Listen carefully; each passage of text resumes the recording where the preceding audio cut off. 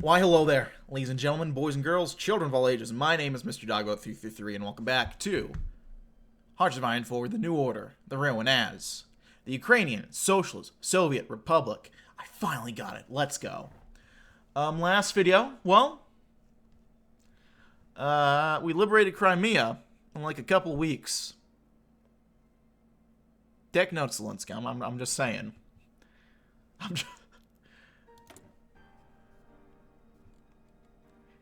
Ignore me, I'm an idiot. I had to make that dumbass joke. Some basic anti-air going. Like, I love Kokan's flag. Oh yeah, the Kokan flag is nice. This also is gonna remind me. I'm probably gonna have to go ahead and check out. I might start recording the next series after this stream, honestly. I'm very much looking forward to it. Anyway. The next TNO series, I mean.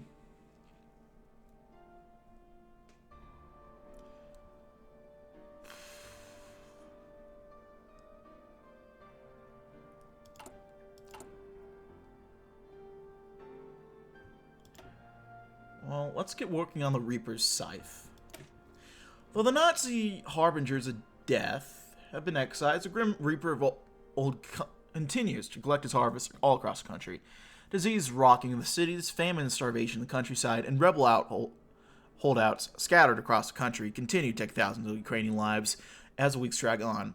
How can we claim to fight on behalf of the people when such injustice rages on? Enough is enough. It is time we put an end to this madness, lest we lose the confidence of our people that we have fought so valiantly for. Are we going to spread some democracy? You know it. You know we are. I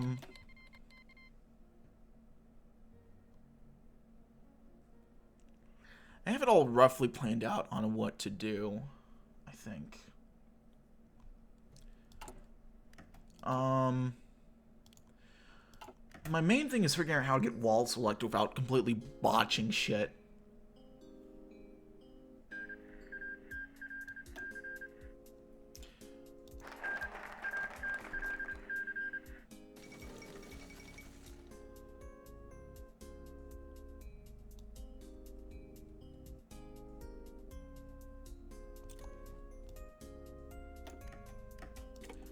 Scythe is over.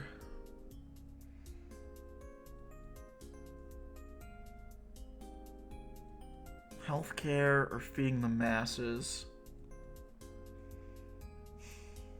God, I can see a case for either of these. The poverty rate reduction would be nice. Don't get me wrong.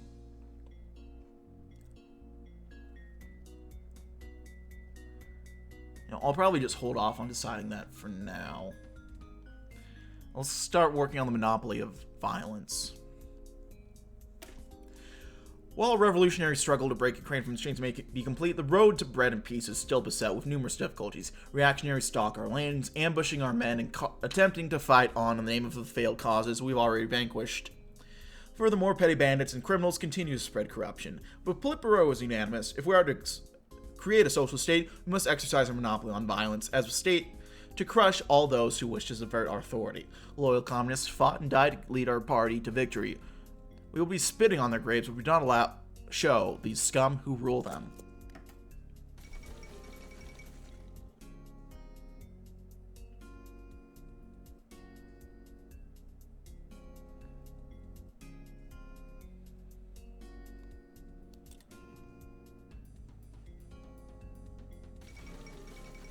Rojas wins elections.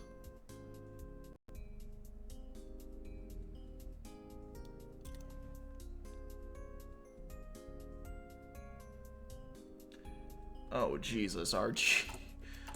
Can you please get some GDP growth here? Jesus, fuck. Our best bet is fucking raising up everything, and even that gives us a hole.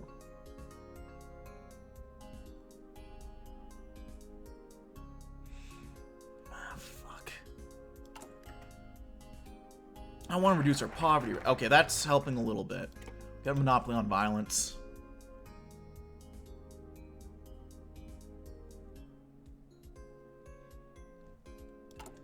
It's talking about stuff like authority and trust, but it doesn't look like we have those mechanics.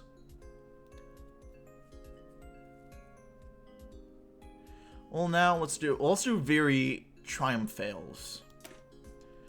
Maybe this will give us something. Comrade Shumsky will be remembered as one of the biggest heroes in Ukrainian history. With his wise and strong leadership and the bravery of our soldiers, the Ukrainian proletariat has defeated the German colonizers and broken free from their chains.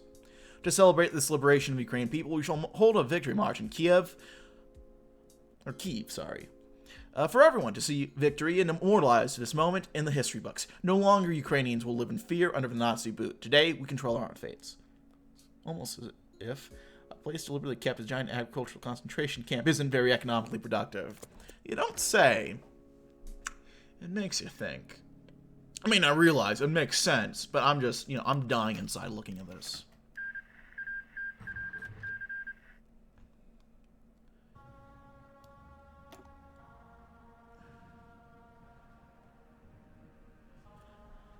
I think we need healthcare.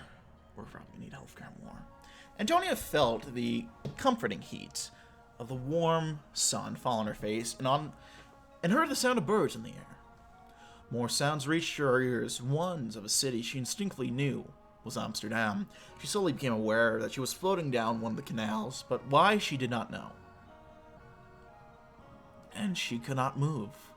At first, she was not alarmed, sedated and comforted by both the sun and water, the latter of which felt like a protective cocoon as she floated. Above her, she saw the homes and buildings of her childhood home. She saw people walking down the streets over bridges, smiling, laughing, but seemingly unable to see her floating by. She tried to call out to them, but her mouth refused to obey. The water began turning colder, and the bright sun became obscured by clouds. The comforting warmth faded and rain took its place. Familiar sounds of the city became fainter and replaced by the sound of the Ukrainian wilderness, interspersed with distant gunshots. She saw a glimpse of Amsterdam behind her. Becoming smaller and smaller, she was swept out into the North Sea.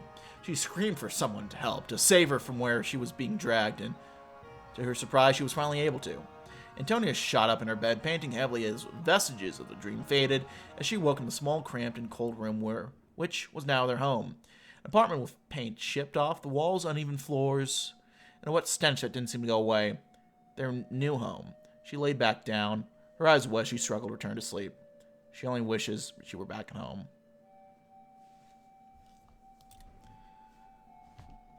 Well, that's a skill issue, isn't it? Do we have liquid reserves? We don't have liquid reserves. Because it says it's gonna decrease our liquid reserves. Like, good fucking luck with that. Well, we have breastlatolfs to read. Neck pinched, windpipe clamped, the Reich chokes. Gardens of the Railwaymen. Not anymore. Brest-Litovsk belongs to Ukraine once again. Rust and gray black irons are swapped with blue and yellow. Land grows freckles of sun color.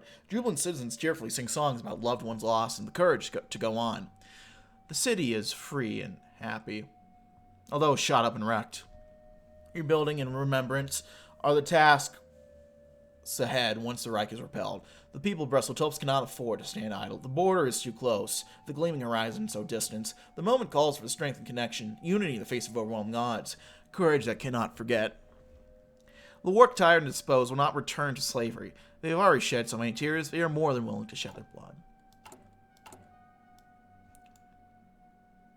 Working on some infrastructure still.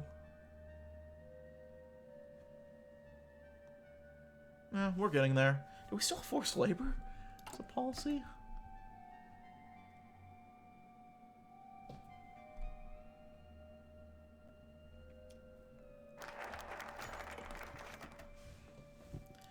Oh, we have some various laws. I'll check those out later. Mikola would never have believed that the proudest day of his life would involve him marching with a Nazi flag, yet here he was, side by side with each of his esteemed comrades as they carried the colors of the fascist occupiers. Flags, standard, and banners of the hated Reich swung low, meeting the ground with the treads of captured German tanks rolling alongside them. The 8 symbols that adorned these beasts of war were defaced with red. Mykola thought about the fascist swine that paraded under these banners. He hoped every last one of them was 6 feet under. Yet his hate took second place to his pride. Mykola's heart could only swell with emotion as he looked to each side, the men, women, and children that they had liberated from the Germans lined the streets of Kiev. All gathered together to cheer them on this glorious day. He looked to see Comrade Shumsky and his loyal Politburo to watch over him, taking a brief respite from a busy work to oversee this important day. Finally, he tossed the enemy's honors that had fouled his nation to the pile in the same manner as every loyal Ukrainian soldier that was given the privilege of taking part in the ceremony. The crumpled mass sat on the pyre as Mykola watched the veteran of 1923 carry a torch towards the pile. He lowered the flame as a symbol of hate was incinerated in a purifying flame, never to terrify another innocent soul again. A wave of applause filled the square as Mykola was satisfied in knowing that even if the Germans were to conquer them once more, they would never be able to reclaim their colors. Artifacts of suffering that deserve to be forgotten.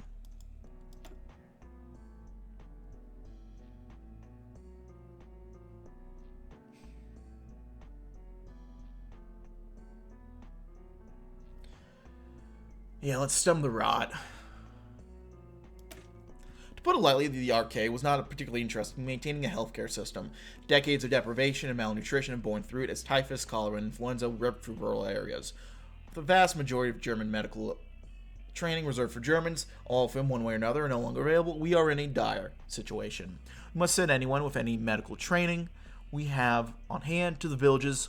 Iodine, bandages, clean water, anything we can scrounge up, we'll have to send out with them. We won't be able to fix this problem today, but we can at least alleviate some of the misery.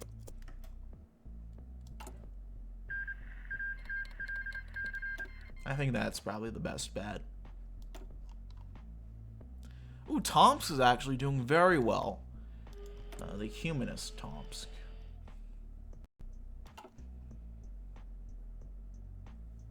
Very interesting to see.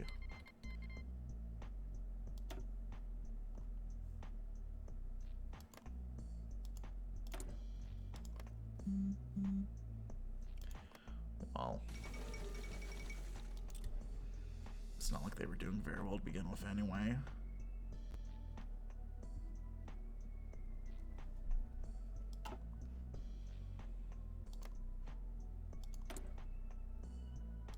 Even the AB is kind of kicking their ass. You know Vyaka isn't doing well. Resistance to occupation, I'm sure. I'm not mistaken. Our next move might be to eventually go after the Poles a little bit. Let's banish the underworld.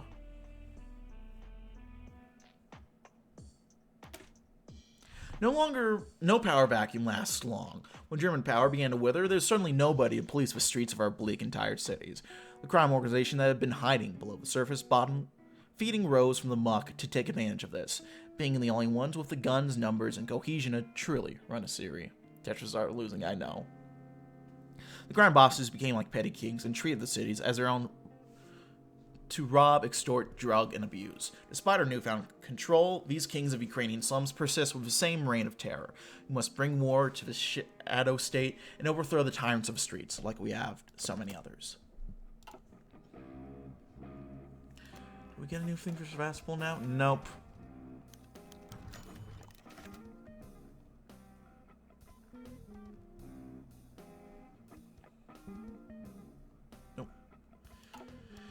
The first weeks had been filled with hope for Helena and Danilo. Then reality began to sink in. No more, no matter how just or righteous, comes without a cost. For the Nosenkos, they paid that cost in foodstuffs and supplies. The Nosenkos had relied on a broken and exploitive economy, but in the harsh center of war, there was no economy, and they simply had to fend for themselves. And so in the quiet dark at the end of growing season, the two sat around the table and marked off rations, quietly considering what they had left. For hours, they methodically marked off what they'd gathered this season and for how long it would need to last them. Then an odd comment from Danilo as a slip of the tongue. I hope this is all worth it. Helena looked up from her work, indignant. You must know it is. I do not. I have hope, but I know nothing.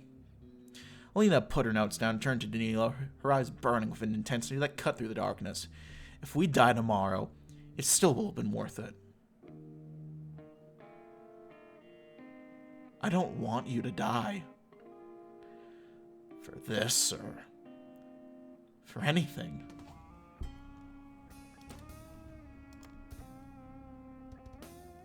Ouch. They really had to cuck Montenegro out of this little bit of land, didn't they? But they still hold on to Croatia. Good for them.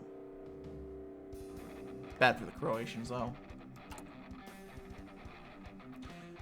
And our GDP growth is even worse. Independence in Anatolia. Interesting. There's Syria, Kurdistan, Armenia. They go. Yeah, they went with the DYP. Honestly, smart of them. Probably. Yep, look at Armenia. Hopefully they won't get murdered, but that's only time will decide that, won't it? There goes Tricky Dick. 20 bottles of vodka, 7 packages of cocaine, dozens of Purging tablets. Sounds like a party for me.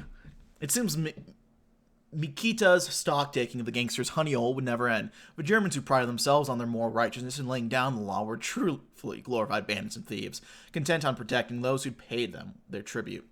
Mikita glanced at the open cells once more. Once filled with frightened and scared young women, they were now bare apart from the lingering signs and stains of abuse. He clenched his fist as he attempted to restrain his anger. This thug collaborated with Germanic scum, controlled the weak with his vices, and aptly poisoned Kiev with his corruption. He thought back to how he tried to bargain his way out of justice. Please, mister, you like vodka? I have gallons of it. Do you like women? The girls here are so doped up, you can do anything you want to them. The only response he received was a rifle butt to the face. A commissar could not be bought with sheep liquor. Mikita soon realized that was a smack. That smack to the face was followed to a reminder of a punishment for the warm after he came across the woman he held captive. He set them loose on the gangster. He was only surprised when he was not immediately torn apart. He snapped back to the present to finish his stockade. The vodka would be seized by the state while the rest would be burned. Communists did not need to partake in such disgusting vices. Ukraine's future was bright. Those opiates were only suitable to escape a bleak world. Mikita looked upon it as the handiwork of liberated women, a pale corpse masquerading as a grotesque chandelier, dangling with wired rope around a broken neck. Justice would soon be restored to all of Ukraine. Criminals would soon learn that you can't fight communism, and you can't fight gravity. Who would have thought, indeed? Well, let's restore Ukrainization. Not controversial at all, I'm sure. Since the end of the war, thousands of Germans and Dutch have come to Ukraine. Backed with the Wehrmacht's bayonets, they have colonized our land, evicted our people, and invaded our cities. Though many fled during the uprising, many will remain. Our position must be uncompromising. Ukraine is for the Ukrainians, and the Ukrainians only. If the colonizers will not flee, then they and their children must learn to live as Ukrainians.